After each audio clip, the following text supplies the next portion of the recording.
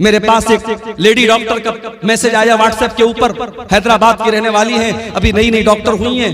कहने लगी मौलाना साहब मेरे पास एबॉर्शन के बहुत सारे केस आते हैं, कुंवारी लड़कियां आ रही हैं, शादी नहीं हुई है, किसी के साथ नाजायज ताल्लुक हुआ, हमल ठहर गया, आकर के एबॉर्शन करवा रही है, मैं क्या करूं? मैंने कहा जायज नहीं है आपके। मैंने कहा एक ही कंडीशन में ये चीज जायज हो सकती है, शादीशुदा औरत है और मियां बीवी के दरमियान ताल्लुक हुआ और सीरियस कंडीशन है, अगर हमल ठहरता है और पैदाइश होती है, औरत की जान को खतरा है, तो वहां शरीयत का उसूल है कि अगर मां को भी खतरा है और बच्ची मां के पेट में अभी बच्चा या बच्ची जो भी है, अगर छोड़ा जाता है तो मां की जान खतरे में पड़ेगी, तो मां को बचाया जाएगा और उस हमल को साकित कर दिया जाएगा। वो एक सीरियस कंडीशन की बात है, बाकी एबॉर्शन करना जायज नहीं। जानते एबॉर्शन में क्या होता है? जाइए यूट्यूब पर आप वीडियो में देख लीजिए। जब ये एबॉर्शन होता है तो अल्ट्रासाउंड के जरिए ये बताया गया, दिखाया गया कि उस मासूम बच्चे को मां के पेट में इस बेरहमी से मारा जाता है, उसके बदन के टुकड़े टुकड़े किए जाते हैं। मेरे भाई जो 1400 साल पहले के वो जाहिल, वो अपनी बेटियों को एक बार मारते थे और पैदा होने के बाद मारते थे, और आज वो बेटी का बाप अपनी बेटी को उसकी मां के पेट में मार रहा है और डॉक्टर के जरिए मरवा रहा है और इंजेक्शन के जरिए मरवा रहा है। आज का इंसान इस कदर गिर चुका है मेरे भाई। आज औरतों के लोग बात करते हैं। अभी 8 मार्च को लोगों ने कहा वुमेन्स डे, महिला दिवस, महिला अधिकार दिवस, औरतों को अधिकार मिले। कौन से अधिकार की बात करते हैं? फलस्तीन के गाजा शहर में डेली हजारों औरतें मर रही हैं। दूध पिलाने वाली औरतें भूखी हैं, उनके बच्चों को पिलाने के लिए उनके बदन में ताकत नहीं, अपने बच्चों को दूध पिला सके। प्रेग्नेंट औरतें, हमल वाली औरतें हैं, पेट में बच्चा है, खाने को हफ्तों से न खाने को खाना है न पीने को पानी है। 400-400, 500 औरतों पर एक लैट्रीन है। वो जानवरों जैसी जिंदगी वो औरतें गुजार रही हैं और दुनिया में तहजीब का ठेकेदार बना है अमेरिका और तहजीब का ठेकेदार बना है इसराइल, और ये सब उस जुल्म को सही करार दे रहे हैं और जुल्म पर चुप हैं और उन औरतों पर जुल्म हो रहा है। और ये साफ दुनिया को कह रहे हैं महिला के अधिकार का दिवस मनाओ, वुमेन्स राइट डे मनाओ। ये ढकोसले है मेरे भाइयों। औरतों को अगर हक दिया है किसी मजहब ने तो इस्लाम ने दिया है। मेरी माँ और बहनों, अगर तारीख और इतिहास के पन्ने उठा के देखो तो तुम अल्लाह के नबी का शुक्रिया अदा करोगे, तुम इस्लाम का शुक्रिया अदा करोगी कि इस्लाम ने तुम्हें जीने का अधिकार दिया है। जिस दौर में तुम्हें जीने का अधिकार नहीं था, पैदा होने के बाद बेटियों को मार दिया जाता था, उस समाज में अल्लाह के नबी ने बेटियों की परवरिश पर जन्नत की बशारत सुनाई।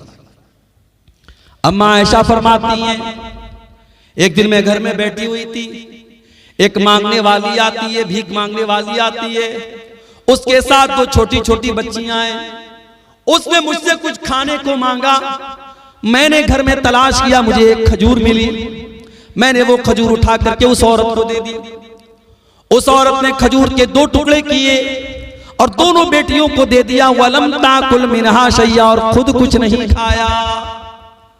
माँ होती है मेरे भाई, माँ खुद भूखी रहती है, बच्चों को खिलाती है। जिनकी माएं जिंदा है, माओ की कदर करो। माँ के चले जाने के बाद माँ की बड़ी याद आएगी। माँ ने दोनों बच्चियों को दे दिया, खुद कुछ नहीं खाया। अम्मा आयशा ये मंजर देख करके हैरान हो गई। जब अल्लाह के नबी घर में तशरीफ लाए, अम्मा आयशा ने कहा अल्लाह के नबी, आज ऐसा मामला आया था। वो भूखी औरत थी, वो गरीब औरत थी। मैंने एक खजूर उसको दी, उसने अपनी बच्चियों को खिला दिया, खुद कुछ नहीं खाया। आपने फरमाया आयशा, मनिबतुलिया मिन हाज़िहिल बनाति शैअन कुन्न लहू सित्रम मिनन नार। आयशा, ये बेटियां तो अल्लाह ताला की तरफ से बहुत बड़ा इम्तिहान होती हैं, बहुत बड़ी परीक्षा होती हैं, और जिसको अल्लाह ताला बेटी देकर के आजमाता है और इस इम्तिहान में वो खरा उतर जाता है, वो इस इम्तिहान को पार कर लेता है, कुन्न लहू सित्रम मिनन नार। वो बेटियां अपने माँ बाप को जहन्नम की आग से बचाने का काम करती हैं। मेरे नबी दुनिया में बेटियों की के रक्षक बनकर के आए। बेटी बचाओ का नारा मेरे नबी ने लगाया था। आज दुनिया की सरकारें लगाती है बेटी पढ़ाओ बेटी बचाओ, बेटी पढ़ाओ और बेटी बचाओ का नारा तो मेरे नबी ने लगाया था। मगर आज अफसोस की बात यह है, सीमांचल की धरती पर कह रहा हूं, बड़े जिम्मेदारी के साथ कह रहा हूं। मैं आपके इस इलाके में फेमस हो गया हूं। मुझसे यूपी में लोग कहते हैं कि मौलाना आपका प्रोग्राम कटिहार में बहुत होता है, पूर्णिया में बहुत होता है, सीमांचल के इलाकों में बहुत होता है। हालांकि ऐसा भी नहीं, बहुत ज्यादा नहीं होता, लेकिन चूंकि यूट्यूब वगैरह पे आ रहा है, लोगों को लगता है ज्यादा होता है। इस इलाके में मैं आता हूं, लोग आप मुझसे मोहब्बत करते हैं। नौजवान मुझसे कहीं मिलते हैं रास्ते में, मौलाना आपकी तकरीर हम बहुत सुनते हैं, बड़ी मोहब्बत करते हैं, अच्छी बात है। मगर एक चीज मैं आपसे कहना चाहता हूं, कभी गौर करना कि हमारी और आपके समाज में जो औरतें हैं, ये दीन से इतनी दूर क्यों हैं? इन औरतों के दीन से दूर रहने की वजह क्या है? वजह यही है कि आज हमारी औरतें दीन की तालीम नहीं हासिल कर रही हैं मेरे भाई। या तो हम उनको पढ़ाते ही नहीं, या पढ़ाते हैं स्कूल में पढ़ाते हैं, कॉलेज में पढ़ाते हैं, यूनिवर्सिटी में पढ़ाते हैं, बीएड करा दिया, एमए करा दिया, बीए करा दिया, हमारी बेटियों को दीन सिखाने वाला कोई नहीं। इसीलिए समाज में जितने रस्मों रिवाज हैं, इन्हीं औरतों की वजह से चल रहे हैं। जब तक आप इन औरतों को दीन नहीं सिखाएंगे, नबी ने फरमाया था बेटी पढ़ाओ बेटी बचाओ। अल्लाह के नबी ने फरमाया था तलबुल इल्म फरीज़तुन अला कुल्li मुस्लिम, इल्म हासिल करना हर मुसलमान के लिए कंपलसरी है, अनिवार्य है, जरूरी है। हर मुसलमान, चाहे वो मर्द हो चाहे वो औरत हो, उसके लिए दीन का सीखना जरूरी है। रमजान का महीना आ रहा है, अब कौन कौन सी चीजों से रोजा टूट जाता है, माफ कीजिएगा, ये सिर्फ अब्दुल गफ्फार सलफी का जानना जरूरी नहीं, हर आदमी का जानना जरूरी है। इंजेक्शन से रोजा टूटता है कि नहीं टूटता है? ताकत का इंजेक्शन लगाने से रोजा टूटता है कि नहीं टूटता है? कान में दवा डालने से रोजा टूटता है कि नहीं टूटता है? आंख में ड्रॉप डालने से रोजा टूटता है कि नहीं टूटता है? पानी चढ़ाने से रोजा टूटता है कि नहीं टूटता है? ब्लड देने से रोजा ये मसाइल है मेरे भाई, जिनका ताल्लुक रोजे से है। आपको जानना चाहिए, आपको अपने उलमा से पूछना चाहिए। अल्लाह के नबी ने फरमाया तलबुल इल्म फरीज़तुन अला कुल्li मुस्लिम, इल्म का हासिल करना हर मुसलमान के ऊपर फर्ज है। तो जिस तरीके से लड़कों को और मर्दों को दीन सीखना जरूरी है, उसी तरीके से औरतों को दीन सीखना जरूरी है। ये 1400 साल पहले ये नारा मेरे नबी ने लगाया था, बेटी बचाओ बेटी पढ़ाओ। और आगे बढ़िए, जिस नबी का हम कलमा पढ़ते हैं, जिस नबी को हम मानते हैं, कभी गौर किया आपने उस नबी की शान क्या है? अभी एक बहुत बड़े हिंदुस्तान के मौलाना का बयान में सुन रहा था, जमीयत उलमाए हिंद के वो सेक्रेटरी हैं, सदर हैं, बड़े बुजुर्ग आलिम हैं, बड़ी इज्जत करता हूं मैं उनकी, मौलाना अरशद मदनी साहब, बूढ़े हैं, बुजुर्ग हैं, हिंदुस्तान में मुसलमानों के नुमाइंदा आलिम माने जाते हैं। उनका एक बयान में सुन रहा था, अपने तलबा को नसीहत कर रहे थे कि उलमाए देवबंद ने जो कह दिया है उसको पत्थर की लकीर समझ के उसको पकड़ लो, कहीं और मत जाना। क्या ये तासुब नहीं है मेरे भाई? क्या ये तासुब नहीं है कि आपने अपने उलमाए देवबंद को और अपने उलमा को मासूम का दर्जा दे दिया कि जो उन्होंने कह दिया वो पत्थर की लकीर है? अहले हदीस अगर खिलाफ है तो इसी के खिलाफ है मेरे भाई। अहले हदीस का यही दावा है कि अगर दुनिया में कोई ऐसी हस्ती है जो मासूम है तो वो हस्ती है जनाब मोहम्मद रसूलुल्लाह सल्लल्लाहु अलैहि वसल्लम।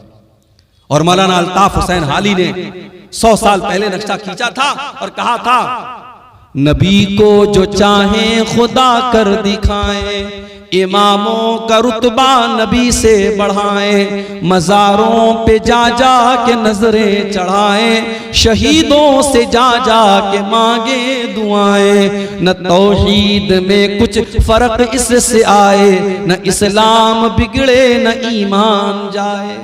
बिल्कुल सही कहा था मौलाना अल्ताफ हुसैन। हमारी कौम आज नबी का मकाम, नबी से बढ़ के इमामों का मकाम बता रही है। अपने उलमाए देवबंद को कहा जा रहा है उनकी हर बात पत्थर की लकीर है।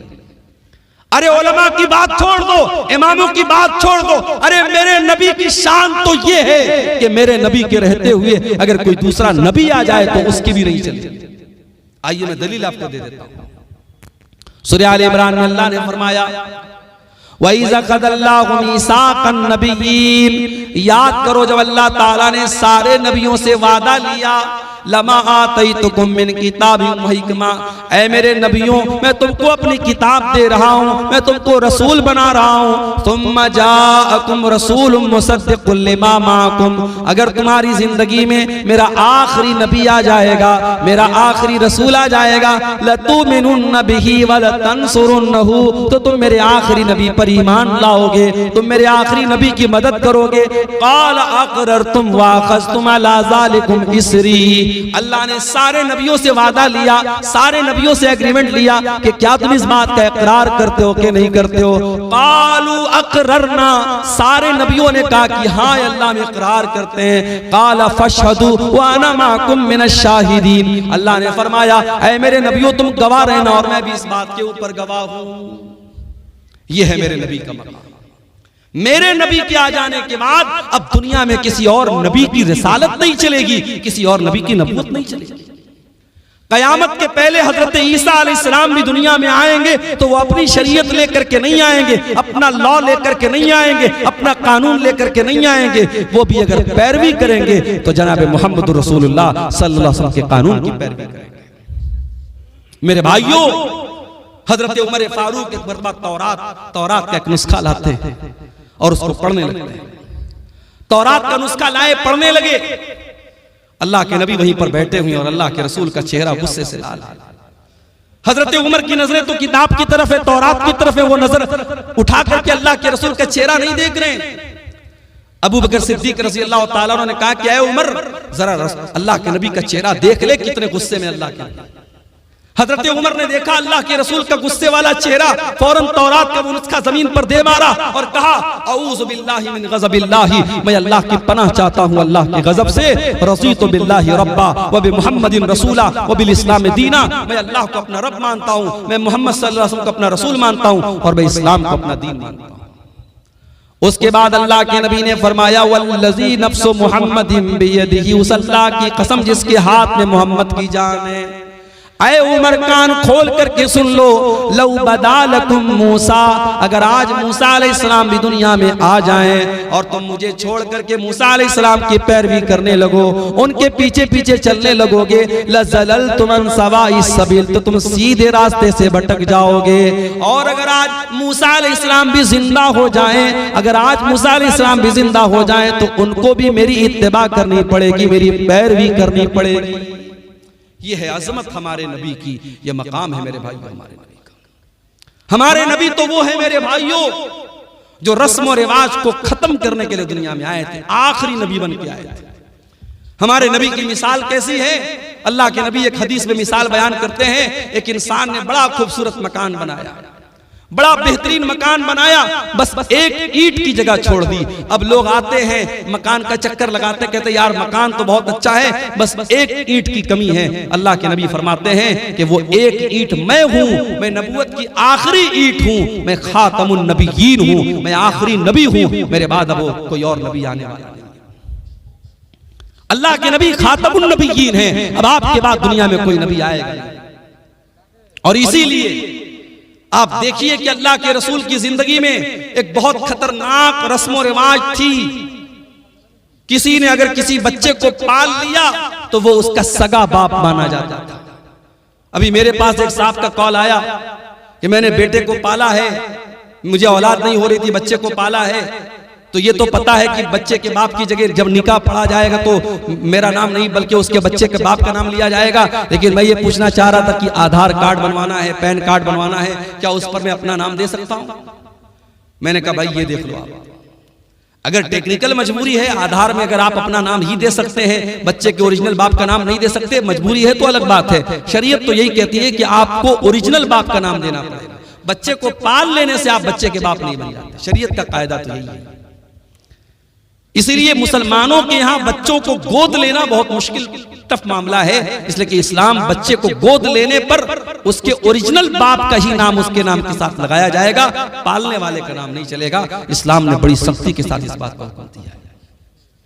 अल्लाह के नबी ने हजरत ज़ैद को बेटे की तरह पाला था और इतनी मोहब्बत से पाला था कि लोग ज़ैद इब्न हारिसा को ज़ैद बिन मोहम्मद कहने लगे, अल्लाह के रसूल का बेटा कहने लगे।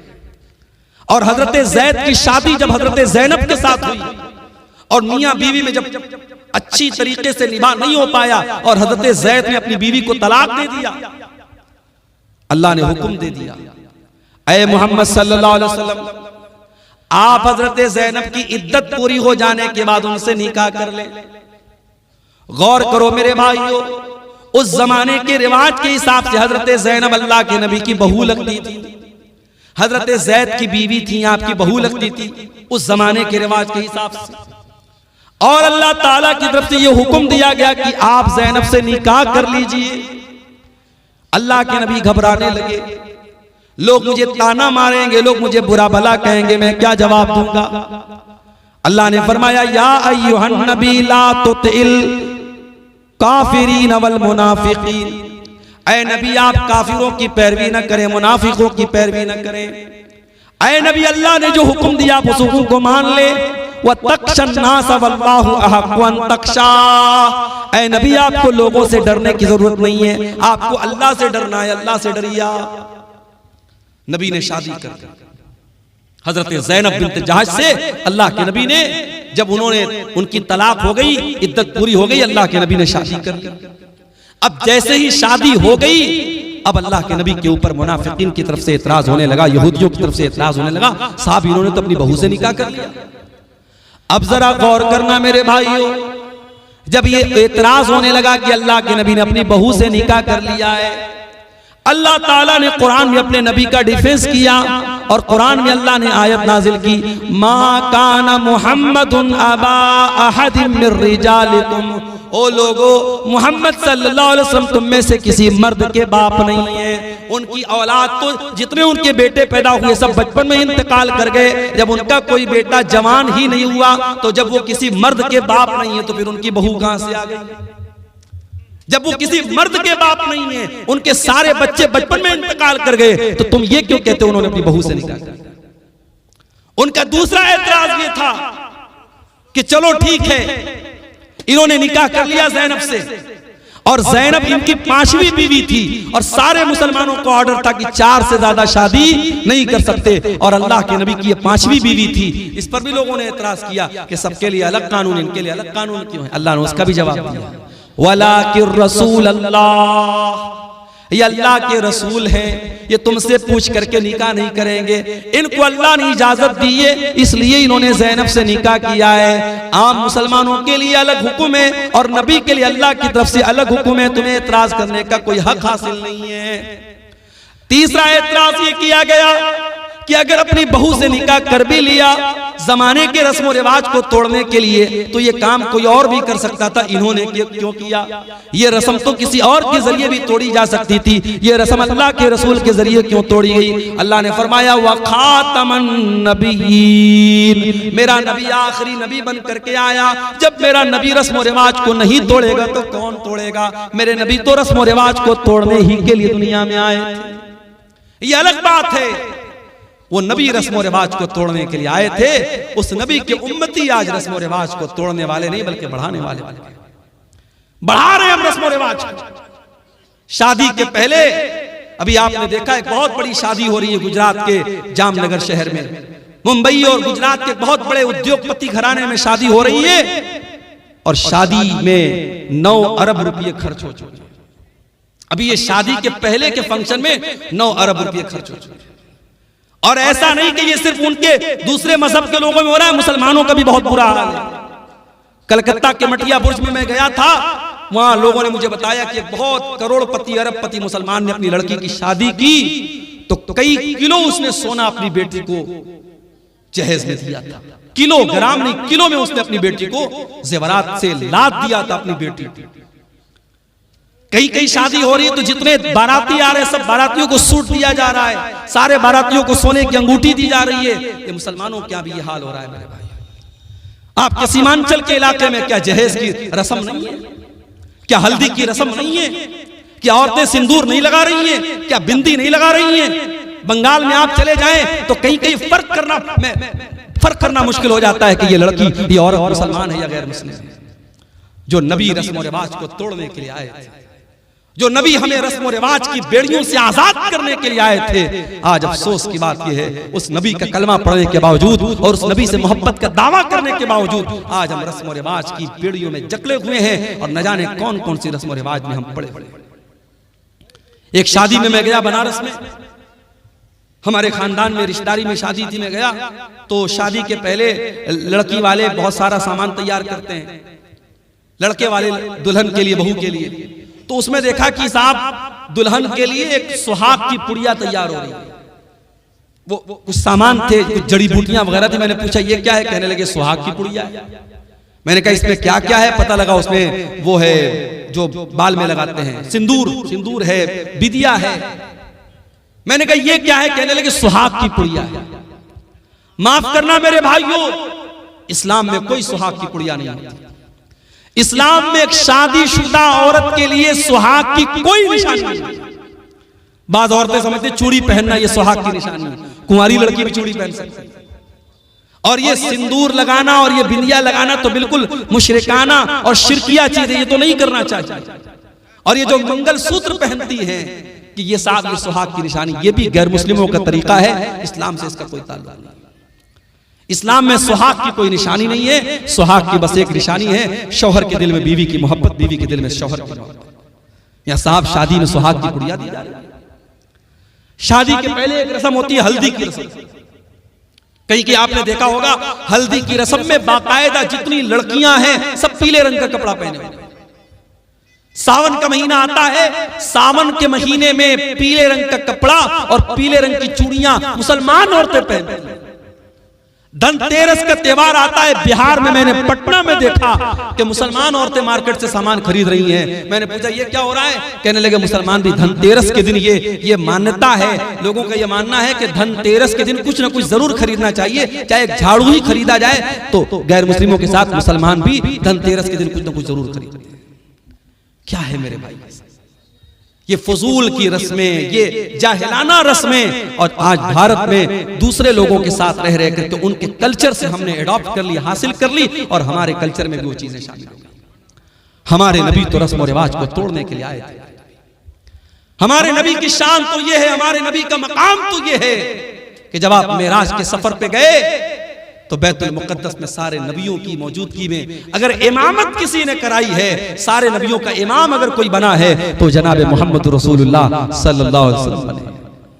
सारे नबियों को आपने नमाज पढ़ाई, और जब आप दुनिया में तशरीफ लाए और आपने मक्का के काफिरों को बताया कि मैं रातों रात मैं खाने काबा से मस्जिद अक्सा तक गया और वहां से मैंने सातों आसमान की सैर की, तो मक्का के काफिरों ने कहा कि ऐ मोहम्मद हम तुम्हारी बात को कैसे सच मान लें? जो सफर करने में हमको 2 महीना लगता है, तुम कह रहे हो तुम रातों रात हो करके चले, हम कैसे मान लें? तो कुछ काफिरों ने अल्लाह के नबी का इम्तिहान लेने के लिए कहा कि ऐ मोहम्मद ये बताओ कि तुम बैतुल मुकद्दस गए थे? आपने कहा गए थे? कहा तुमने देखा था? कहां देखा था? कहा अच्छा ये बताओ बैतुल मुकद्दस में कितने दरवाजे हैं, कितनी खिड़कियां हैं, कितने रोशनदान हैं? बैतुल मुकद्दस के पूरब में क्या है, उसके पश्चिम में क्या है, उसके उत्तर में क्या है, उसके दक्षिण में क्या है, उसमें कितने दरवाजे हैं? अब जाहिर है आपके गांव में मैं पहली मर्तबा आया हूं और आप मुझे अपनी मस्जिद में नमाज पढ़ने के बाद जलसे में लेके चले आए, और फिर उसके बाद मैं 1 साल के बाद आपसे मिलूं या 1 महीने के बाद आपसे मिलूं और आप क्या मौलाना साहब आप सोहरा डांगी आए थे, हमारी मस्जिद में आप आए थे, बताइए मस्जिद में खंबे कितने थे, मस्जिद में पंखे कितने थे? मैं कैसे बता पाऊंगा भाई? मैं मस्जिद में पंखे गिनने थोड़ी गया था, मैं खंबा गिनने थोड़ी गया था, मैं नमाज पढ़ने गया था, चला आया। मक्का के काफिरों ने अल्लाह के नबी से ऐसे सवालात करने शुरू किए। अल्लाह के नबी फरमाते मैं बहुत परेशान हो गया कि मैं इनके सवालों का क्या जवाब दूं। अगर जवाब नहीं देता हूं तो ये मुझे झूठा बना देंगे कि साहब ये तो झूठ बोल रहे हैं, और जवाब मैं दूं तो कैसे दूं, मुझको तो याद भी नहीं है। तो अल्लाह तबारक व तआला ने दुनिया का पहला वीडियो अल्लाह के नबी के सामने लाकर रखा।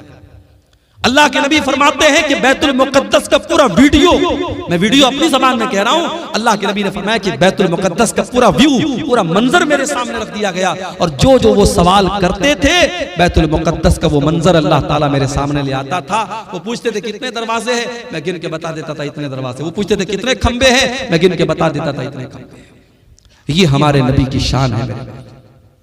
हमारे नबी तो वो नबी हैं जो दुनिया में पत्थर खाते हैं, जो दुनिया में जुल्म सहते हैं, किसके लिए?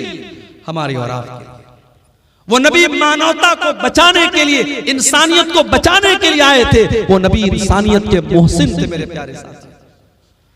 हमारी और आपकी जिंदगी का मकसद है अपने बच्चों के लिए मेहनत करना, अच्छा मकान बनाना, बैंक में सेविंग करना, प्रॉपर्टी खरीदना, अपने बच्चों को अच्छा फ्यूचर देना।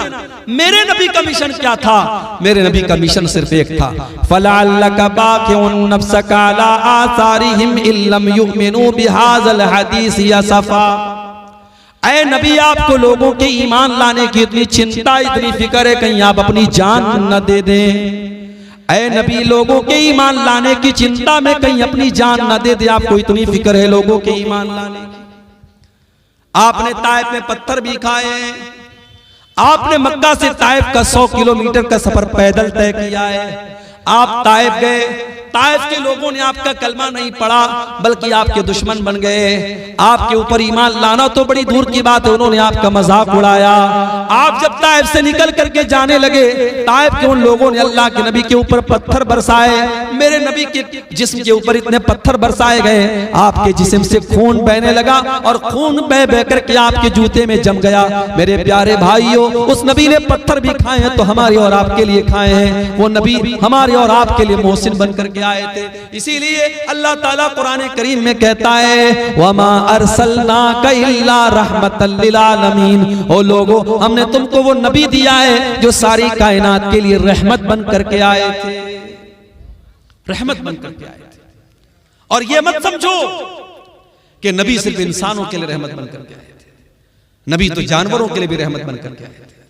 अभी खेरिया हाट से हम गुजरे, हमारे एक भाई ने कहा, मौलाना साहब यहाँ मवेशियों की मार्केट लगती है और जो जानवर को जो बेचने वाले होते हैं बड़ा जुल्म करते हैं जानवरों के साथ।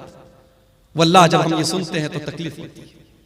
हमारे नबी ने जानवरों के साथ भी जुल्म करने की तालीम नहीं दी। अरे जिस नबी के उम्मती जानवर के साथ जुल्म नहीं कर सकते, उस नबी के उम्मती आतंकवादी और दहशतगर्द कैसे हो सकते?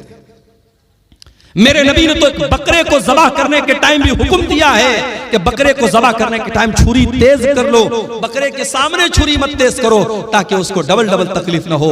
जानवर को ज़बह करना है, हलाल करना है, अल्लाह ने उसको हमारे लिए हलाल बनाया है। उसका गोश्त हम खाएंगे, मगर उसको हलाल करने का, ज़बह करने का भी तरीका बताया है अल्लाह के नबी ने। उसमें तरीका ऐसा बताया उसको तकलीफ ना हो।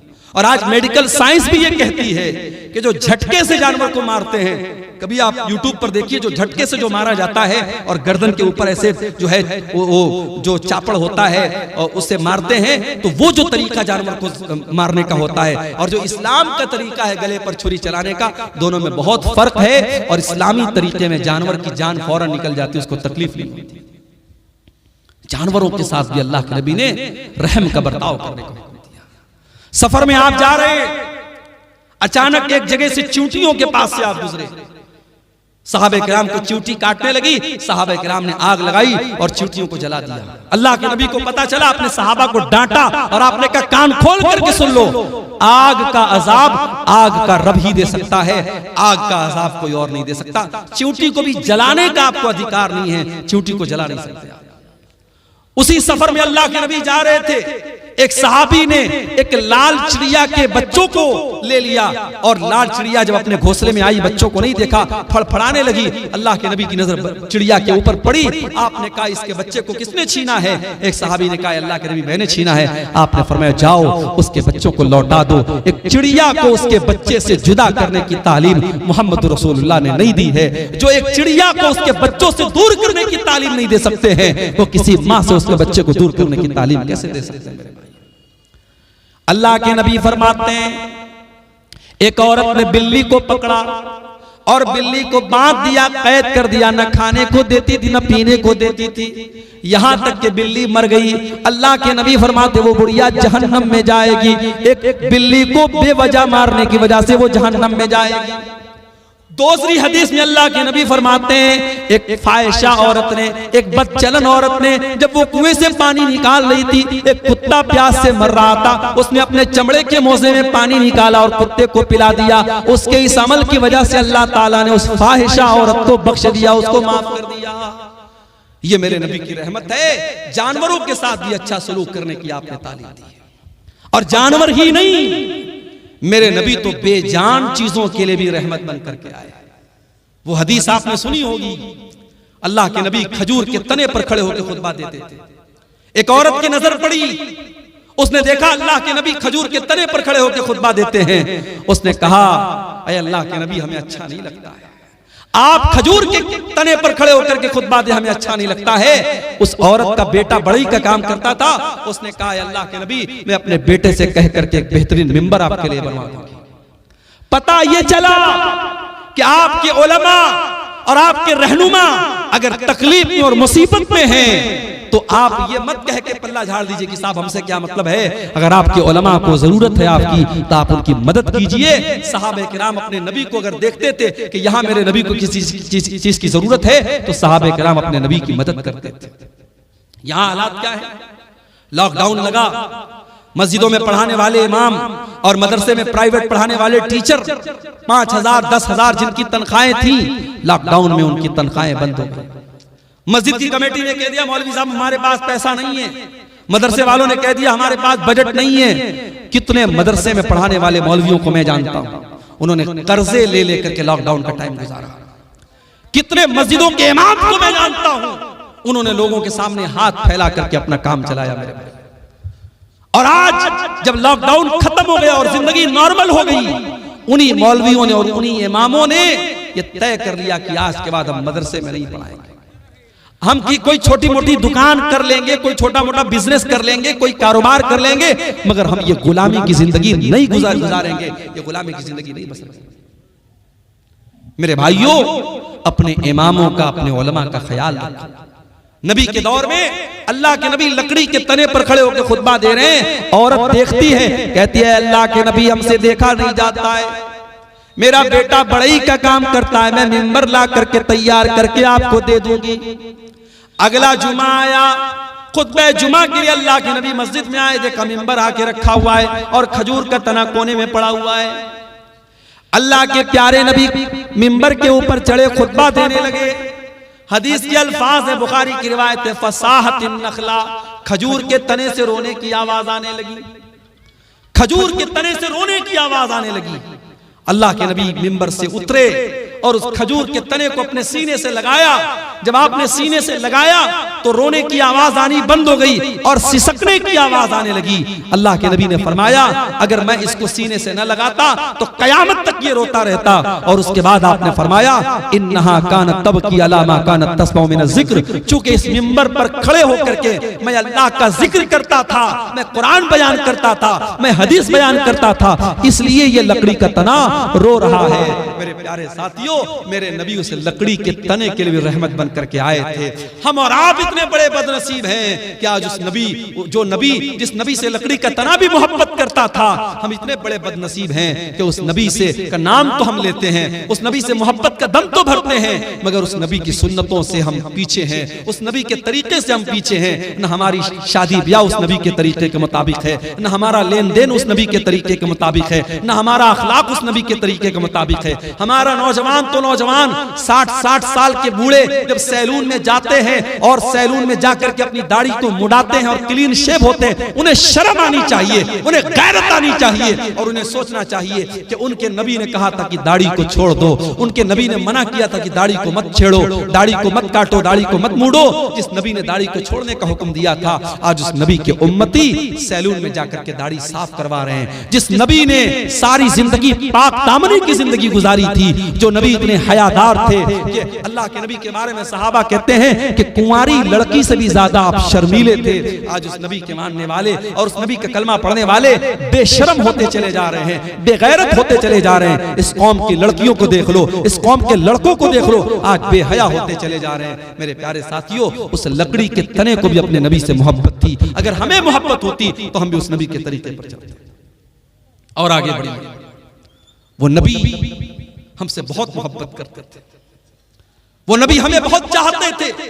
अल्लाह ने कुरान में फरमाया, लक़द जाअकुम रसूलुम मिन अनफुसिकुम अज़ीज़ुन अलैहि मा अनित्तुम हरीसुन अलैकुम बिल मुमिनीना रऊफुर रहीम।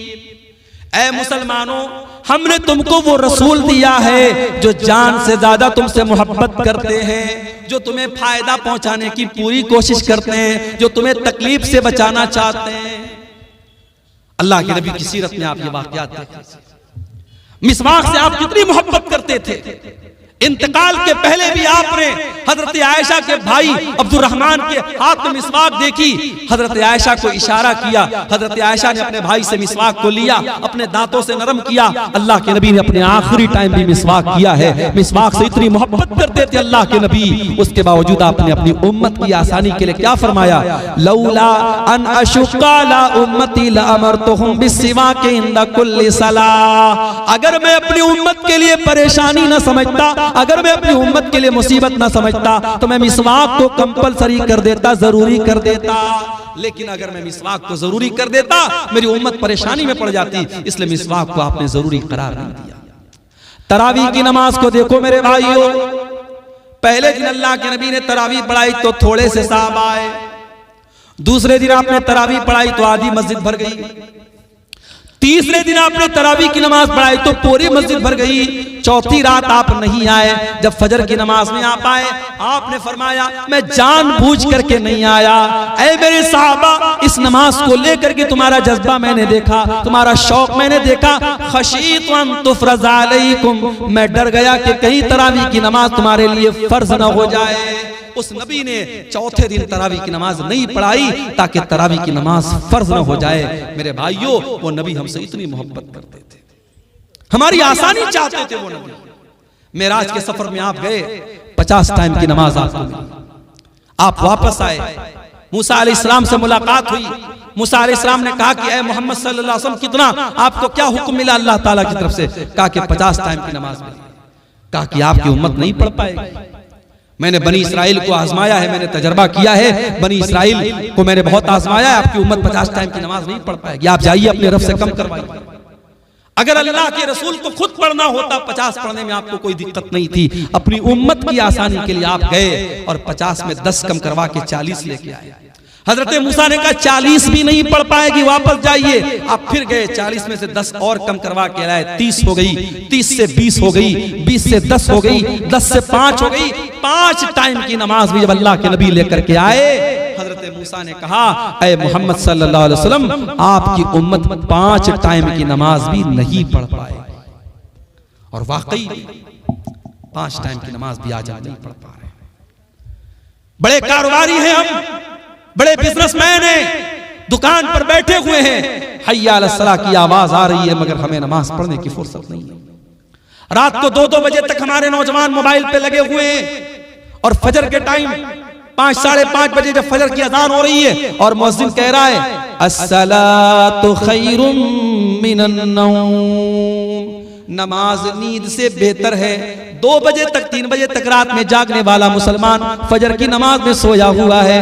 मेरे प्यारे भाइयों, मूसा अलैहिस्सलाम को कितना बेहतरीन तजर्बा था अपनी कौम का। उन्होंने कहा आपकी उम्मत 5 टाइम की नमाज भी नहीं पढ़ पाए। माफ करना मेरे भाइयों, आपका बिजनेस और आपका कारोबार नमाज से बड़ा नहीं है। आप कारोबार भी कीजिए, आप बिजनेस भी कीजिए, लेकिन नमाज अपने टाइम पर पढ़िए। अल्लाह कुरान में कहता है रिजालुल ला तुल्हीहिम तिजारतुन वला बैउन अन ज़िक्रिल्लाहि व इक़ामिस सलाह। मेरे नेक बंदे वो हैं, मेरे मोमिन बंदे वो हैं, उनका कारोबार, उनका बिजनेस, उनकी तिजारत उनको नमाज से गाफिल नहीं करता है। वो कारोबार भी करते हैं, वो बिजनेस भी करते हैं, और नमाज का टाइम होता है तो नमाज पढ़ते हैं। यखाफून यौमन ततक़ल्लबु फ़ीहिल क़ुलूब वल अबसार, वो क़यामत के दिन से डरते हैं, वो अल्लाह के अज़ाब से डरते हैं, वो पाबंदी से नमाज पढ़ते हैं। नमाज के सिलसिले में आप कोई ढिलाई मत कीजिए मेरे भाई। सऊदी अरब का एक वाक़या एक आलिम ने लिखा वहां के कि एक मर्तबा मैं फ्लाइट में सफर कर रहा था और मेरे साथ एक फौज का रिटायर कर्नल था जो पहले फौज में काम करता था, मेरे साथ वो बैठा था। कहते मैंने फ्लाइट में सफर किया, फ्लाइट से हम लोग उतरे, एयरपोर्ट पर काफी देर तक हम बैठे थे, दूसरी फ्लाइट का इंतजार कर रहे थे। मैंने एक बात नोटिस की कि थोड़ी थोड़ी देर पर वो इंसान किसी को फोन करता है और कहता है कि बेटा आपने नमाज पढ़ लिया। बार बार जोहर का टाइम आया, बेटे से पूछ रहा है नमाज पढ़ लिया। असर का टाइम आया, बेटा पूछ रहा है नमाज पढ़ लिया। मैंने पूछा ये किससे आप बार बार पूछ रहे हैं? फौज का रिटायर कर्नल था सऊदी अरब का। उसने उस मौलाना को जवाब दिया कि हाँ, ये मैं अपने बेटे को कॉल करता हूँ और मैं हर नमाज के टाइम मेरा मामूल है अपने बेटे को कॉल करके पूछता हूँ कि तूने नमाज पढ़ी कि नहीं पढ़ी है। तरबियत इसको कहते हैं मेरे भाई। अपने बच्चों को अच्छा खिला देना, अच्छा पहना देना, अच्छे स्कूल में एडमिशन करा देना, उनके घर बना देना, उनके लिए LIC ले लेना, उनके लिए बैंक बैलेंस बना देना। माफ करना, तरबियत यही नहीं है। तरबियत ये भी है कि आप अपने बच्चों की आखिरत की फिक्र करें, अपने बच्चों की नमाज की फिक्र करें। इसीलिए अल्लाह कुरान में कहता है वअमुर अहलका बिस्सलाति वस्तबिर अलैहा, खुद भी नमाज की पाबंदी करो और अपने बच्चों को नमाज का पाबंद बनाओ। अल्लाह के नबी फरमाते हैं मुरू औलादकुम बिस्सलाति वहुम अबनाउ सबई सिनीन, जब तुम्हारे बच्चे 7 साल के हो जाएं उनको नमाज का हुक्म दो। वज़रिबूहुम अलैहा, और जब 10 साल के हो जाएं और नमाज ना पढ़े तो उनकी पिटाई करो। अच्छा, 7 साल के बच्चे को पीटने का हुक्म नहीं दिया अल्लाह ने। हमारे यहाँ 6-6 साल के बच्चे स्कूल जाते हैं, सर्दी के मौसम में 5 बजे स्कूल की वैन आती है, माँ जबरदस्ती, बच्चा आंख मल रहा है, उसकी नींद अभी लग रही है, माँ तैयार करती है, ड्रेस पहनाती है, स्कूल का बैग देती है, जबरदस्ती उसको वैन में बिठाती है। मेरे भाइयों, ये सिस्टम सही नहीं है। 7 साल तक तो चाइना में और जापान में आप देख लें, 7 साल तक के बच्चों को तो ऐसे ही खेल खेल में पढ़ाया जाता है। बच्चों को मारा नहीं जाता, बच्चों को पीटा नहीं जाता। ये सबक दिया था जनाब मोहम्मद रसूलुल्लाह सल्लल्लाहु अलैहि वसल्लम ने। 7 साल का बच्चा है, प्यार से समझाओ, मोहब्बत से समझाओ। हाँ, 10 साल का हो गया, अब उसके बिस्तर अलग कर दो। 10 साल का लड़का हो गया, 10 साल की लड़की हो गई, एक बिस्तर पे मत सुलाओ। 2 लड़के हैं, एक बिस्तर पे मत सुलाओ, बिस्तर अलग कर दो, चादर अलग कर दो, कंबल अलग कर दो। हमें बड़ी हैरत हो रही है साहब, 10 साल का लड़का हो गया तो क्या हो गया, हम बिस्तर क्यों अलग कर दें? इस्लाम वहां से शुरू होता है जहां से आपके सोचने की सरहदें खत्म हो जाती हैं। इस्लाम वहां से शुरू होता है। 10 साल का लड़का जो होता है समझदार होने लगता है, उसके अंदर फिजिकल चेंजेस आने लगते हैं। 10 साल की लड़की अब धीरे धीरे बालिग हो रही है। इस्लाम ने कितना पाकीज़ा मज़हब है, 10 साल का लड़का या लड़की हो जाए, इस्लाम कहता बिस्तर अलग कर दो, ताकि अब वो जवानी की तरफ जब बढ़े तो उनके दिल में कोई गलत ख्याल ना आए, और एक बिस्तर पे अगर सोएंगे तो उनके दिल में गलत ख्यालात पनप सकते हैं। इस्लाम ने बिस्तर को अलग करने का हुक्म दिया, और अल्लाह के नबी ने कहा 10 साल का बच्चा हो जाए और नमाज न पढ़े तो उसकी पिटाई। हमें वो नबी मिले हैं मेरे भाई, वो नबी मिले हैं जो हमसे इतनी मोहब्बत करते हैं, हमें ऐसी शरीयत दे करके गए, ऐसा दीन दे करके गए, उस दीन में कदम कदम पर हमारे लिए आसानी है मेरे भाई। अभी हमने देखा दिल्ली के अंदर जो वाकया हुआ कि सड़क पर लोग नमाज पढ़ रहे हैं और पुलिस वाले ने अपने जूते से नमाजी को मारा। हमें बड़ा गुस्सा आया, बड़ा जलाल आया, मगर हम यहाँ पर एक बात ये भी कहें, ये इस्लाम की तालीम नहीं है कि आप पब्लिक प्लेस में नमाज पढ़ें। अगर आपकी नमाजी ज्यादा हो रहे हैं, जुमा में 2 जमात आप कर ले, ईद में 2 जमात कर ले, सड़क पे आप नमाज ना पढ़ें। हम अपने मुसलमान भाइयों को ये समझाएंगे कि आपका सड़क पर नमाज पढ़ना सही नहीं है, लेकिन हम साथ में अपने सरकार से, हुकूमत से ये भी कहेंगे कि ये भारत में कानून एक होना चाहिए। 2 तरीके का कानून नहीं होना चाहिए। किसी मजहब के त्योहार तो खुलेआम सड़कों पर मनाए जाएं और त्योहार मनाने वालों पर फूलों की बारिश की जाए, और दूसरे मजहब का मुसलमान अगर हफ्ता में जुमा की एक नमाज पढ़ ले तो आपका पुलिस वाला उसे जूतों से मार रहा है। ये 2 तरीके के कानून नहीं चलेंगे मेरे भाई।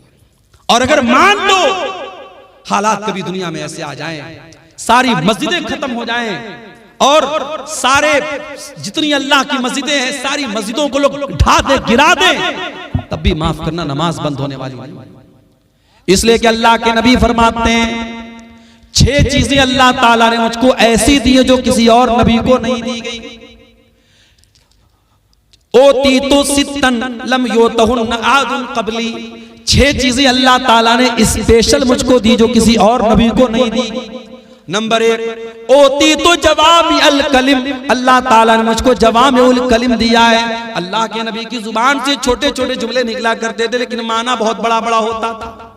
छोटी छोटी बातें, जैसे मिसाल के तौर पे अल्लाह के नबी ने फरमाया इन्नमल अमालु बिन्नियात, अमल का दारो मदार नियत पर। छोटी सी हदीस है लेकिन इसके माना और मतलब बहुत बड़ा बड़ा है। दूसरी चीज, वह नुसिरतु बिर्रुब मसीरत शहर, और मेरे दुश्मन के दिल पर मेरा रोबो दबदबा डाल दिया गया है।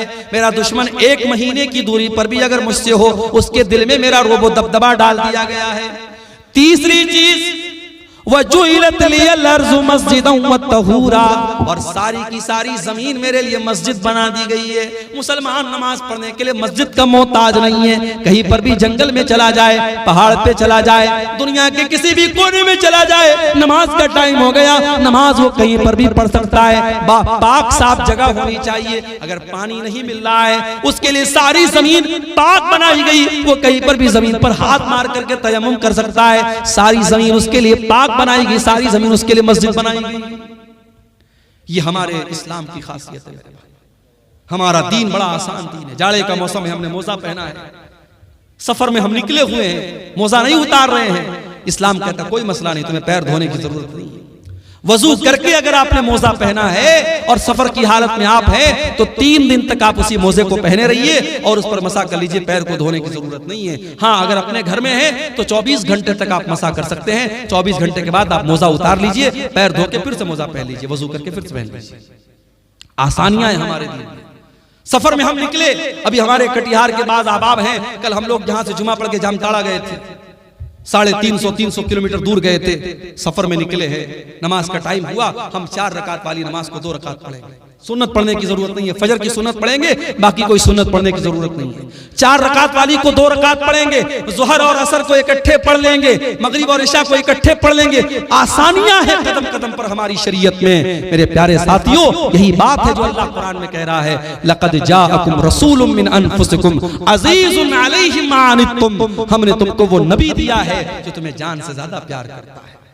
औरत प्रेग्नेंट है, रोजा रखेगी, बच्चे को तकलीफ पहुंचेगी, बच्चे को दूध पिला रही है, रोजा रखेगी, बच्चे को दूध नहीं पिला सकती है। इस्लाम कहता कोई मसला नहीं है, औरत बाद में रोजा पूरा कर लेगी। इस्लाम उसको कज़ा करने का और बाद में रोजा पूरा करने का हुक्म देता है।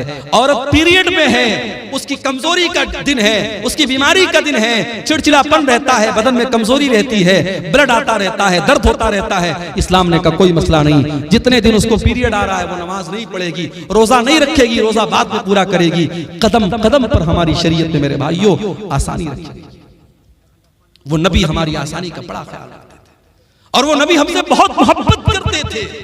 वो रातों को उठ करके हमारे लिए रोया करते थे। मेरे भाई, मेरे नबी रात को उठ करके दुआ किया करते थे, अल्लाह मेरी उम्मत का क्या होगा। और अल्लाह ताला अपने नबी को तसल्ली देता था कि आप अपनी उम्मत के लिए परेशान मत होइए, हम आपकी उम्मत के बारे में आपको खुश कर देंगे। शायर ने कितनी सच्ची बात कही है। सलाम उस पर जो उम्मत के लिए रातों को रोता था, सलाम उस पर जो फर्शे खाक पर जाड़े में सोता था, सलाम उस पर कि जिसके घर में चांदी थी न सोना था, सलाम उस पर कि टूटा बोरिया जिसका बिछौना था। मेरे प्यारे भाइयों, उस नबी से हमें वाकई में सच्ची मोहब्बत करनी चाहिए। उस नबी से वाकई में सच्ची मोहब्बत करनी चाहिए। और वो नबी सिर्फ दुनिया में हमारे काम नहीं आ रहे हैं, बल्कि आखिरत में भी हमारे काम आएंगे। अल्लाह के नबी फरमाते हैं, अना सय्यदु वलद आदम यौमल क़ियामा, क़यामत के दिन सारे आदम की औलाद का सरदार मैं रहूंगा।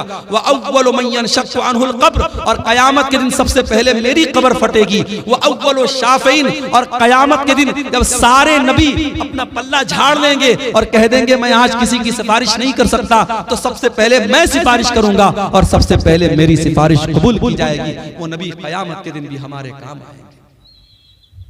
शायर कहता है, बरोज़े क़यामत बजुज़ नफ़सी नफ़सी, किसे याद आएगी असलम किसी की। बरोज़े क़यामत बजुज़ नफ़सी नफ़सी, किसे याद आएगी असलम किसी की। न भूलेंगे जिसको नबी ये मुकर्रम, वो उम्मत नहीं है तो फिर और क्या है। जुबां पर है नाते नबी ये मुकर्रम, ये उल्फत नहीं है तो फिर और क्या है। वो नबी हमसे बड़ी मोहब्बत करते थे मेरे भाई। अल्लाह के नबी फरमाते हैं कि अल्लाह ताला ने हर नबी को एक दुआ ऐसी दी जिसके कबूल करने की गारंटी ले ली, और हर नबी ने अपनी उस दुआ को दुनिया में मांग लिया। अल्लाह के नबी फरमाते हैं कि मैंने अपनी दुआ को संभाल के रखा है। सारे नबियों ने अपनी दुआ को मांग लिया, लेकिन मैंने अपनी दुआ को संभाल के रखा है। किसके लिए? अपने लिए नहीं, अपने परिवार के लिए नहीं, अपने बच्चों के लिए नहीं। शफाअतन लि उम्मती यौमल क़ियामा, मैं क़यामत के दिन अपनी उम्मत के लिए सिफारिश करूंगा कयामत के दिन अपनी उम्मत के लिए अल्लाह से गिड़गिड़ा के माफी मांगूंगा। मेरे प्यारे साथियों, उस नबी की कदर करो, उस नबी से मोहब्बत करो, उस नबी की इत्तिबा करो, उस नबी की इताअत करो। और मेरे भाइयों, ये हमारे मौलाना तौहीद साहब ने एक पर्ची दी है, इन पे कुछ सवालात हैं, मैं इनको जवाब दे करके मैं बात खत्म करूंगा, क्योंकि हमारे एक बंगला मुकर्रर भी मौजूद है और 3 बजने वाले हैं।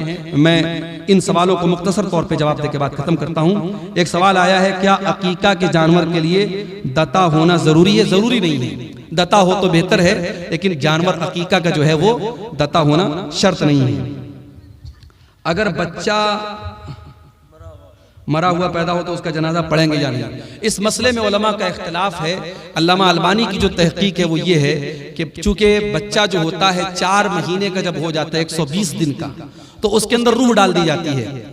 माँ के पेट में बच्चा जब 4 महीने का होता है, उसके अंदर रूह डाल दी जाती है। इसलिए 4 महीने के बाद जब भी वो पैदा होगा, अगर वो जनाजा पढ़ने, अगर वो गुस्ल देने लायक होगा तो गुस्ल देंगे और कफनाएंगे और जनाजा भी पढ़ेंगे। और यही बात ज्यादा मजबूत समझ में आती है दलील की रोशनी में। तो बेहतर यही कि उसका जनाजा पढ़ेंगे। अगर कोई नहीं पढ़ता है तो कोई गुनाह की बात नहीं है, लेकिन दलील की रोशनी में ज्यादा मजबूत बात यही है। क्या गैर मुस्लिम का रुपया मस्जिद में लगा सकते हैं?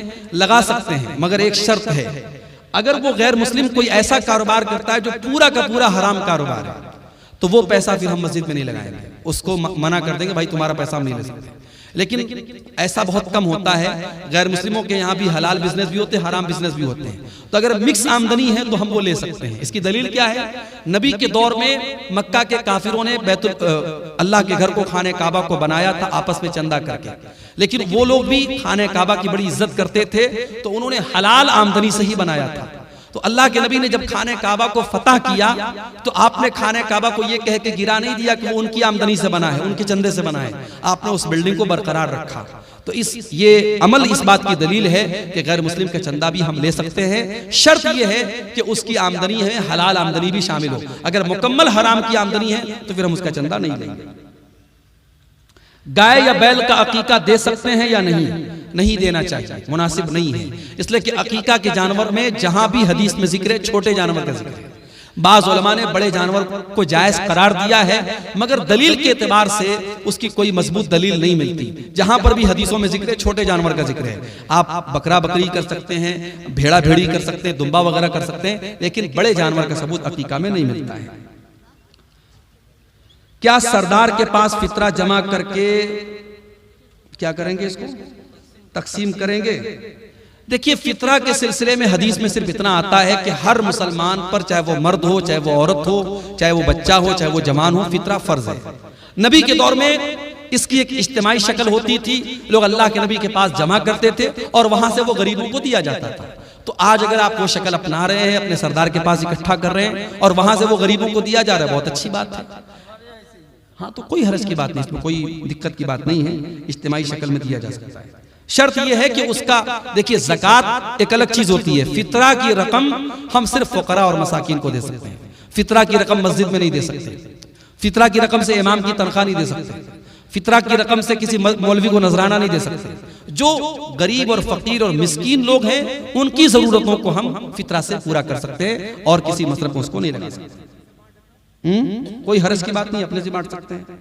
क्या मैयत के नाम से इफ्तार करा सकते हैं? मैयत की तरफ से जो आम सदका और खैरात किया जाता है, तो बहुत सारे अहले इल्म ने ये कहा है कि इफ्तार भी एक तरीके से लोगों को खाना खिलाना है, और वो भी एक तरीके से अगर हम किसी गरीब को खिला रहे तो सदका है। तो इस एतबार से मैयत की तरफ से भी हम इफ्तार करा सकते हैं। लेकिन बहरहाल इफ्तार चूंकि एक मखसूस इबादत है और मुस्तकिल तौर पर हमें कोई ऐसी दलील नहीं मिलती कि नबी के सहाबा ने अपने मरे हुए माँ बाप की तरफ से या रिश्तेदारों की तरफ से इफ्तार कराया हो। इसलिए इफ्तार जिंदे ही की तरफ से किया जाए, इंसान अपनी तरफ से करे तो बेहतर है। अपने मुर्दा लोगों की तरफ से अगर कुछ करना है तो गरीबों में पैसा बांट दे, गरीबों को खाना दे दे। इफ्तार कराने में जो है परहेज किया जाए तो ज्यादा बेहतर है। तो ये चंद बातें थी सीरत नबी के मौजू के ताल्लुक से। अल्लाह से हम दुआ करते हैं रब्बुल आलमीन हम सबको अपने नबी से सच्ची मोहब्बत करने की तौफीक अता फरमाए। जो बातें हमने सुनी है, अब सवाल ये पैदा होता है वो कौन सी नेमत है? आइए कुरान खोलते हैं। सूरह आल इमरान की आयत नंबर है 164। लक़द मन्नल्लाहु अलल मुमिनीना इज़ बअथ फ़ीहिम रसूलन मिन अनफुसिहिम अल्लाह तबारक व तआला ने मोमिनों के ऊपर बहुत बड़ा एहसान किया। क्या एहसान किया? इस बात फीहिम रसूलन, अल्लाह ने उनके बीच में एक रसूल भेजा। कैसा रसूल भेजा? मिन अनफुसिहिम, जो उन्हीं में से है। ये कहने की क्या जरूरत थी कि उन्हीं में से है? ये कहकर के अल्लाह ताला ये बताना चाहता है कि मेरे बंदो, हमने जो रसूल भेजा, जो नबी भेजा, वो कोई फरिश्ता नहीं है, वो कोई नूर की मखलूक नहीं है, वो भी इंसान है। और जिस तरीके से तुम एक माँ बाप से पैदा हुए, वो भी आमना का और अब्दुल्ला का बेटा है। तुम बीमार पड़ते हो, मेरा नबी भी बीमार पड़ता है। तुम तकलीफ में होते हो, मेरे नबी को भी तकलीफ होती है। तुम्हें गुस्सा आता है, मेरे नबी को भी गुस्सा आता है। तुम शादी करते हो, मेरे नबी ने भी शादी की है। तुम्हारे बीवी बच्चे, मेरे नबी के भी बीवी बच्चे हैं। रसूलम मिन अनफुसिहिम, वो नबी तुम्हारे ही बीच में से है। उस नबी का काम क्या है? यतलू अलैहिम आयातिही, वो कुरान की आयतों को पढ़ पढ़ के तुमको सुनाता है। वयुज़क्कीहिम, और वो तुमको पाक करता है, तुम्हें पवित्र करता है, तुम्हें गंदगियों से निकालता है, तुम्हें बुराइयों से निकालता है। कभी मौका मिले मेरे नौजवानों, सीरत की कोई भी किताब आप उठा के देख लो। नबी के दौर में मक्का के हालात क्या थे? कौन सी ऐसी बुराई थी उस समाज में जो नहीं होती थी? लोग मुर्दार खाया करते थे, लोग सूद खाया करते थे, लोग ज़िना किया करते थे, लोग कत्ल किया करते थे, लोग बेटियों को जिंदा जमीन में गाड़ दिया करते थे। हलाल और हराम की कोई तमीज न थी। बाप के मरने के बाद अपनी सौतेली माँ से बेटा शादी कर लिया करता था। औरतें जानवरों की तरह मार्केट में बिका करती थी। निकाह करने का अजीब वो गरीब तरीका उनके समाज में राइज था। पर्दा नाम की कोई चीज न थी, हया नाम की कोई चीज न थी। खाने काबा का तवाफ करते थे नंगे होकर के, मादरजाद नंगे होकर के खाने काबा का तवाफ करते थे। अल्लाह के घर में खाने काबा में 360 बुत रखे थे जिनकी वो इबादत किया करते थे। हज भी करते थे, तवाफ भी करते थे, लब्बैक भी पढ़ते थे, मगर देसी घी में मिलावट किया करते थे। जब लब्बैक पढ़ते थे तो क्या कहते थे? लब्बैक अल्लाहुम्मा लब्बैक ला शरीक लक इल्ला शरीकन तमलिकुहु व मा मलक। कहते थे अल्लाह मैं हाजिर हूँ, अय अल्लाह मैं हाजिर हूँ, अय अल्लाह तेरा कोई शरीक नहीं है सिवाय एक शरीक के जिसको तूने अपना शरीक बनाया है और जिसका तू मालिक है। यानी वो अल्लाह के साथ दूसरों को शरीक भी किया करते थे। मुख्तलिफ किस्म की बुराइयां उनके अंदर थी। अल्लाह के नबी दुनिया में आए और आपने उन बुराइयों को खत्म किया। वयुज़क्कीहिम, वो नबी तुम्हें पाक करने के लिए आए हैं, वो तुम्हें गंदगियों से निकालने के लिए आए हैं। वयुअल्लिमुहुमुल किताब वल हिकमा, और वो तुम्हें किताब और हिकमत की तालीम देने के लिए आए हैं। वो नबी तुम्हारे लिए टीचर बनकर के आए हैं, वो नबी तुम्हारे लिए मुअल्लिम बनकर के आए हैं। अफसोस की बात है, हमारा नबी तो टीचर बनकर के आया, हमारा नबी तो पढ़ाने वाला लिखाने वाला बनकर के आया, हमारा नबी तो किताबों हिकमत की तालीम लेकर के आया। और उस नबी के मानने वाले आज पूरे भारत में सबसे ज्यादा जाहिल मौजूद हैं। आज पूरे भारत में लिटरेसी में और तालीम में सबसे पीछे अगर कोई कौम है तो मुसलमान कौम है। न हम दीन के हैं न दुनिया के। लोग समझते हैं मुसलमान के बच्चे मदरसे में पढ़ते, कहां पढ़ते हैं मदरसे में? भारत सरकार की रिपोर्ट है कि मुसलमानों के 2% बच्चे सिर्फ मदरसे में पढ़ते हैं। जो पढ़ने वाले बच्चे उसमें 2% मदरसे में पढ़ते हैं। और उसमें भी कितने ऐसे बच्चे हैं 4 साल पढ़ा, 5 साल पढ़े, उसके बाद पढ़ाई उन्होंने छोड़। गौर करो मेरे भाइयों, जो नबी दुनिया में टीचर बनकर के आए, पढ़ाने वाले बनकर के आए, और जिस नबी के ऊपर कुरान की पहली आयत की नाजिल हुई, इक़रा बिस्मि रब्बिकल लज़ी खलक, पढ़ो उस रब के नाम से जिसने पैदा किया। आज उस नबी के मानने वाले, उस नबी का कलमा पढ़ने वाले आज जाहिल, और जाहिल होने का ये नतीजा है कि आज पूरे भारत में जिसका जो जी चाहता है हमारे साथ करता है। अभी आपने देखा दिल्ली की सरजमीन पर नमाज पढ़ी जा रही है और एक पुलिस वाला आता है और नमाज की हालत में नमाजियों को जूता मार रहा है। मैंने पढ़ा मीडिया में कि उसके खिलाफ कार्रवाई भी हो रही है, मगर आप ये देखिए कि नफरत किस लेवल तक पहुंच गई। मैं इसको सही नहीं ठहरा रहा हूं कि मुसलमान मस्जिद के बाहर सड़क पर क्यों सब बना रहा है, लेकिन हमें इस सवाल का भी जवाब तलाश करने की जरूरत है कि हमारे भारत में बहुत सारे त्योहार सड़क पर मनाए जा रहे हैं। हर तीसरे दिन कोई ना कोई त्योहार सड़क पर मनाया जा रहा है। अगर हफ्ते में या साल में एक नमाज अगर सड़क पर होती है तो इतना बड़ा कानून का उल्लंघन होता है कि तुम नमाजी को जूते से मारोगे। इसका मतलब ये हुआ इस्लाम के दुश्मनों को अगर चिढ़ है तो आपकी नमाज से, उनको नफरत है तो आपके शायर से है, उनको नफरत है आपकी इबादत से, आपकी नमाज से, उन्हें आपसे नफरत नहीं है। आप इस्लाम छोड़ दें, आप उनके रंग में रंग जाएं, आप शिर्क करने लगे, आप उनके बुतों के आगे सजदा करने लगे, आप उनकी नजर में महबूब हो जाएंगे। जब तक आप नमाज पढ़ रहे हैं, अल्लाह के आगे सर झुका रहे हैं, जब तक आपके अंदर तौहीद है, आप उनकी नजर में बुरे बने हैं। हालात ये, और हम साहब क्या कर रहे हैं? हम ये कर रहे हैं साहब कि हमारी कौम नाच गाने में लगी हुई है। अभी मैं एक इलाके में तकरीर करने गया, पूरा इलाका अहले हदीसों का इलाका है। मुझे लोगों ने कहा मौलाना आप तकरीर में बयान कर दीजिएगा, यहां शादी ब्याह में ढोल ताशा बजता है, नाच गाना होता है। अहले हदीसों की बस्ती है, कुरान और हदीस पर चलने का दावा करने वालों की बस्ती है। इसी झारखंड की सरजमीन पर मैं गया था और वहां लोगों ने बताया कि हमारे बस्ती में जब शादी होती है तो नाच गाना भी होता है, ढोल ताशा भी होता है। ये हालात हमारी कौम के हैं मेरे भाई। जरा गौर करो, जो नबी हमें गंदगियों से पाक करने के लिए आया था और जिस नबी से मोहब्बत का हम दावा करते हैं, उस नबी के मकाम को कभी समझा है मेरे भाई? वयुज़क्कीहिम वयुअल्लिमुहुमुल किताब वल हिकमा, हमने तुमको जो नबी दिया है वो तुम्हें पवित्र करने के लिए, पाक करने के लिए आया है, तुम्हें कुरान सिखाने के लिए आया है, तुम्हें हदीस सिखाने के लिए आया है। व इन कानू मिन क़ब्ल लफ़ी ज़लालिन मुबीन, उस नबी के आने के पहले तुम खुली हुई गुमराही में थे। एक सहाबी अल्लाह के नबी के पास आते हैं, अय अल्लाह के नबी मैंने इस्लाम लाने के पहले बहुत सारे गुनाह किए हैं, अय अल्लाह के नबी क्या मेरे गुनाह सब के सब तौबा से माफ हो जाएंगे? आपने फरमाया अत्तौबतु तादिमु मा क़ब्लहा, तौबा से पहले तुमने जितने गुनाह किए थे, सच्ची तौबा करने के बाद सारे गुनाह माफ हो जाएंगे। अय अल्लाह के नबी मैंने अपने हाथों से अपनी बेटी को जिंदा जमीन में गाड़ा था, मैंने अपनी बेटी को दफन किया था, अपनी बेटी को, अपनी मासूम बच्ची को अपने हाथों से कत्ल किया था, उसको गड्ढे में डाला था, उसको कब्र में जिंदा डाल दिया था। अय अल्लाह के नबी क्या मेरा ये गुनाह भी अल्लाह ताला माफ कर देगा? सहाबी बयान कर रहे हैं, आंखों से आंसू बह रहे हैं, अपनी मासूम बच्ची को याद करके रो रहे हैं। नबी अकरम की आंखों में भी आंसू आ गए।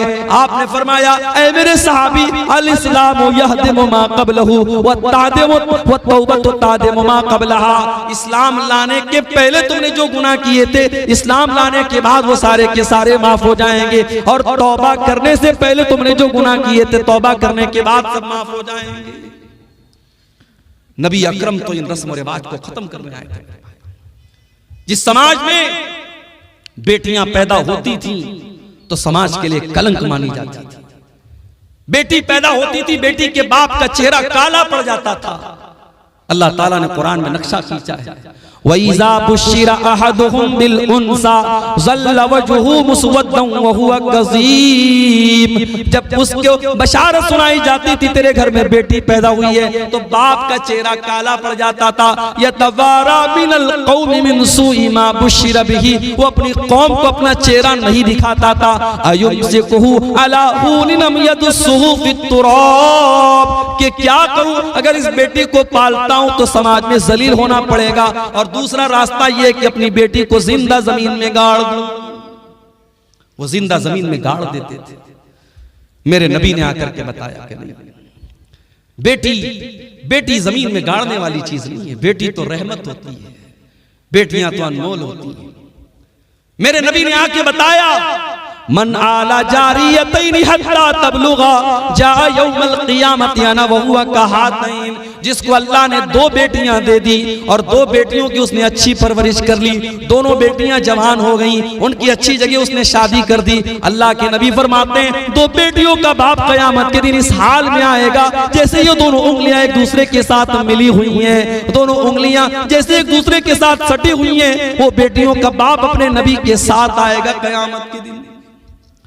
आपने कुरान की आयत पढ़ के सुनाई, वइज़ल मौऊदतु सुइलत बिअय्यि ज़म्बिन कुतिलत। जब जिंदा जमीन में गाड़ी गई लड़की से पूछा जाएगा, जिस बेटी को उसके बाप ने जमीन में दबाया था, दफन किया था, उस बेटी से पूछा जाएगा बिअय्यि ज़म्बिन कुतिलत, ऐ बच्ची तुझे तेरे माँ बाप ने क्यों मारा था, तेरे बाप ने तुझे क्यों कत्ल किया था।